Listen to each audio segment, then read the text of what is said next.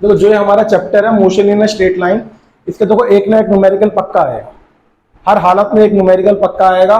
और जनरली मेरी कोशिश ये है कि जो आपको एनसीईआरटी के न्यूमेरिकल करवा दिए जाए। ठीक, तो पहला न्यूमेरिकल पढ़ें। ठीक है, आप इसका क्वेश्चन उतारते रहना। क्या कह रहा है ये? On a 2 lane car road. देखो जो जनरली हमारे इंडिया में 2 लेन रोड होती है, लेकिन एक रोड जाने की और एक रोड आने की। ठीक है, तो ये भी 2 लेन की सड़क है। ठीक है, अगर ये जाने की है तो लेट सपोज ये आने की। ठीक है, ये 2 लेन कार रोड है। कार रोड कह लो या नॉर्मल रोड कह लो। Car A is travelling with a speed of 36 kilometre per hour. कोई एक कार है जिसको नाम इन्होंने ए दे दिया है। ये किस स्पीड से ट्रेवल कर रही है? 36 किलोमीटर पर आवर। अच्छा, अब आप ये पूछोगे आपको कैसे पता चला ये कार इस स्पीड में चल रही है? क्यों? क्योंकि इस वाली रोड को मैंने ये वाली लेन माना है जहां पे ट्रैफिक यहां से यहां जा रहा है, तो अगर कार इस पे चल रही है तो ऐसे ही चल रही होगी। सही है। उसके बाद on a 2 lane car road car is travelling with a speed of 36 kilometre per hour, full stop. 2 cars B and C approach A. अब 2 कार हैं, एक कार बी है और एक कार सी है, जो ए को अप्रोच कर रही है। अप्रोच मतलब कि पीछा कर रही है या उसकी तरफ आ रही है, दोनों तरफ से हो सकता है। मतलब कि अप्रोच, कोई बंदा इसके सामने से आएगा वो भी अप्रोच होएगा, कोई इसके पीछे से जाएगा तेज स्पीड में वो भी हम कहेंगे कि वो इसको अप्रोच कर रहा है। ठीक है, 2 कार है बी और सी जो इसको अप्रोच कर रही है और जो दोनों की स्पीड है वो है 54 किलोमीटर पर आवर। ठीक है, एट अ सर्टेन डिस्टेंस, एक डिस्टेंस पे A B is equal to A C is equal to 1 kilometre. अच्छा, यहां पे ना एक चीज मैंने लिखनी मिस कर दी कि 2 cars B and C approach A with a speed of 52 kilometre per hour in opposite direction. यहां पे एक चीज है, अपोजिट डायरेक्शन। अपोजिट डायरेक्शन का मतलब क्या है कि अगर कार बी इसको यहां से पीछा कर रही है तो कार सी इसको यहां से अप्रोच कर रही है। कार बी इसके पीछे यहां से आ रही है और कार सी इसकी तरफ यहां से आ रही है। ठीक है, यहां तक बात समझ में आई? अच्छा, दोनों की स्पीड कितनी है? 54 किलोमीटर पर आवर। इसकी भी speed 54 kilometre per hour. At a certain distance A B is equal to A C, A B is equal to A C 1 kilometre. ठीक है, इस डिस्टेंस पे बी ने सोचा यार ऐसा करता हूं, बी ने सोचा ऐसा करता हूं कि मैं इस गाड़ी को ओवरटेक कर लेता। बी ने क्या सोचा कि अब मैं इस गाड़ी को ओवरटेक कर लेता हूं। कब सोचा? जब ए और बी की दूरी भी 1 किलोमीटर थी और ए और सी की दूरी भी 1 किलोमीटर थी, तब बी ने सोचा कि मैं इसको ओवरटेक कर लेता हूं। ओवरटेक क्यों करूं? कि अगर ओवरटेक नहीं करूंगा तो मेरा एक्सीडेंट हो जाएगा, और एक्सीडेंट से बचने के लिए उन्होंने सोचा कि अब मैं अपनी स्पीड कैसे बढ़ाऊं, मैं उसको कितना एक्सीलरेशन दूं कि मैं एक्सीडेंट से बच जाऊं। ठीक है, ये न्यूमेरिकल है। कैसे सॉल्व करेंगे इसको? देखो 2 बॉडी मूव कर रही हैं, 2 बॉडी मोशन में है, तो इसके अंदर हम रिलेटिव वेलोसिटी रिलेटिव स्पीड का एग्जांपल लेंगे। देखो ये बॉडी चल रही है, इसके पीछे ये आ रही है, ये बॉडी चल रही है, ये इसके सामने से आ रही है। तो सबसे पहले तो हम ये देखते हैं, सबसे पहले सारी चीजों को भूल के हम ये चेकआउट कर लेते हैं इसकी वेलोसिटी कितनी है। 36 किलोमीटर पर आवर को अगर हम बात करें वेलोसिटी ऑफ बॉडी ए कितनी है? 36 किलोमीटर पर आवर। उसको मीटर पर सेकंड में चेंज करते हैं तो क्या करते हैं? 5/18। ठीक है, तो वो हो गई 10 मीटर पर सेकंड। 54 के लिए वी बी और वी सी दोनों बराबर है, जो कि 54 किलोमीटर पर आवर है। तो 54 के लिए क्या हो जाएगा? 5/18 3 that is 15 metre per second. तो velocity of B velocity of C है 15 मीटर पर सेकंड। अब जो गाड़ी बी है ये इसको अप्रोच कर रही है, तो हम क्या कह सकते हैं? Velocity of B with respect to A, velocity of B with respect to A क्या होता है? V B minus V A. V B कितना है? वी बी है मेरे पास 15 माइनस वी ए कितना है? 10, तो ये हो जाएगा 5 मीटर पर सेकेंड। जब हम बात करेंगे इसकी वेलोसिटी की, इसके रिस्पेक्ट में वो कितनी हो जाएगी? 5 मीटर पर सेकेंड। ये हम रिलेटिव स्पीड की बात कर चुके हैं। ऐसे ही ये भी इसको अप्रोच कर रही है, और जब ये इसको अप्रोच कर रही है तो हम बात करेंगे velocity of C with respect to A. Velocity of C with respect to A क्या होती है?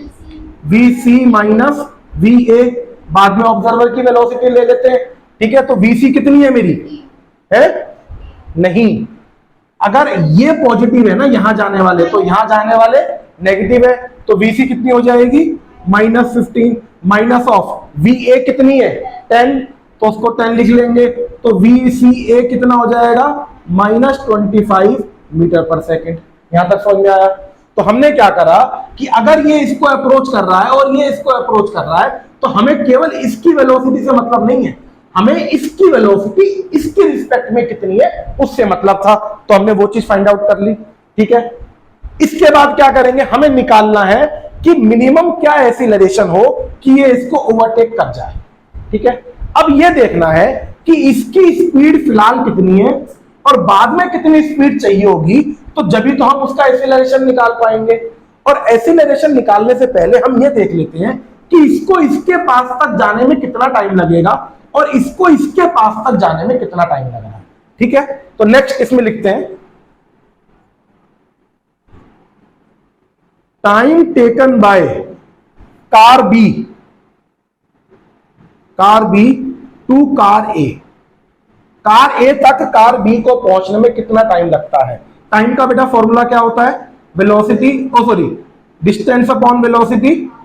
तो यहां पे वेलोसिटी किसकी लेंगे? जब बी की कार बी और कार ए की बात कर रहे हैं तो वेलोसिटी भी बेटा वी बी ए लेंगे, ठीक है। ये बात तो क्लियर है। अच्छा, इन दोनों के बीच में डिस्टेंस कितना है? 1 किलोमीटर। 1 किलोमीटर को हम क्या 1 किलोमीटर ही लिखेंगे मीटर में, वो हो जाएगा 1000 मीटर डिवाइडेड बाय वेलोसिटी कितनी है हमारी इसकी 5। तो कितना टाइम लगा इस वाली कार को यहां तक पहुंचने में? 5 1 जा 5 2 जा, दैट इज 200 सेकंड लगे, 200 सेकंड लगे इस गाड़ी को यहां तक पहुंचने में। अब ये देखते हैं कि ये गाड़ी यहां तक कितनी देर में पहुंचेगी। तो ये वाली गाड़ी को कितना टाइम लगा? Time taken by car C to reach car A is equal to दोनों के बीच का डिस्टेंस, ये भी 1000 मीटर है, डिवाइडेड बाय, अब वेलोसिटी इसकी बात हो रही है तो वो हो जाएगा वी सी ए, ठीक है। तो वो हो जाएगा 1000 डिवाइडेड बाय वी सी ए कितना है मेरे पास? -25। क्योंकि मैं टाइम कैलकुलेट कर रहा हूं तो टाइम में मैं कभी भी माइनस को नहीं पकड़ता, तो मैं केवल इसकी 25 वैल्यू पकड़ लेता हूं। टाइम कभी भी बेटा माइनस में नहीं आता, ठीक है। तो 25 1 25 4 40। तो ये देखिए एक टाइम आया 200 सेकंड, एक टाइम आया 40 सेकंड। इसका मतलब ये गाड़ी इस पॉइंट पे 40 सेकंड पे पहुंच रही है और ये गाड़ी इस पॉइंट पे 200 सेकंड में पहुंच रही है। कौन जल्दी पहुंचेगा? कार सी पहुंचेगी। बट किसको इससे पहले पहुंचना है? बी कार को यहां पे पहुंचना है। तो मतलब अगर बी को ए पॉइंट पे पहुंचना है इससे पहले, तो कम से कम उसको कितनी देर में पहुंचना होगा? मतलब कि कम से कम तो 40 सेकंड में ही पहुंचेगी। मतलब कि अगर उससे 41 सेकंड हो गई तो ये गाड़ी क्रॉस कर जाएगी और ये उसको नहीं होने देना है। तो हम ये मान के चलते हैं कि बी ए तक कितने टाइम में पहुंच जाए? 40 सेकंड में। ये हम एज्यूम करके चल रहे हैं। अगर बी ए तक 40 सेकंड में पहुंच जाएगी तो इस पे अब हम अगर सेकंड इक्वेशन ऑफ मोशन लगाएं which is S is equal to UT plus half AT square, ठीक है। एस कितना? यहां से यहां तक जाने में तो डिस्टेंस कितना लग रहा है? 1000 मीटर बेटा, इज इक्वल टू इसकी वेलोसिटी कितनी है? इनिशियल वेलोसिटी कितनी है बॉडी की? है इनिशियल वेलोसिटी बेटा इसकी 5 है ना। कहां गई? ये निकाल। हाँ, तो बेटा हम तो इसी की रिस्पेक्ट में बात करेंगे ना, क्योंकि ये गाड़ी भी तो चलती जा रही है ना।